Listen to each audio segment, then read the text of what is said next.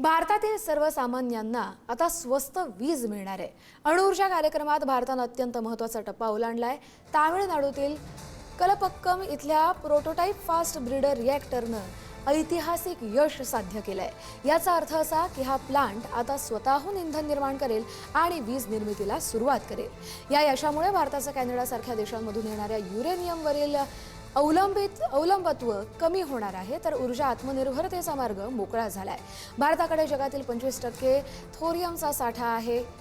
अणुऊर्जा कार्यक्रमाच्या तिसऱ्या टप्प्यात इंधन म्हणून थोरियमचा वापर केला जातो। PFBRचं वैशिष्ट्य म्हणजे हे रिएक्टर जितके इंधन वापरतं त्यापेक्षा जास्त इंधन ते निर्माण करू शकतं। त्यामुळे अर्थातच भविष्यात इंधनाचा तुटवडा भासणार नाही।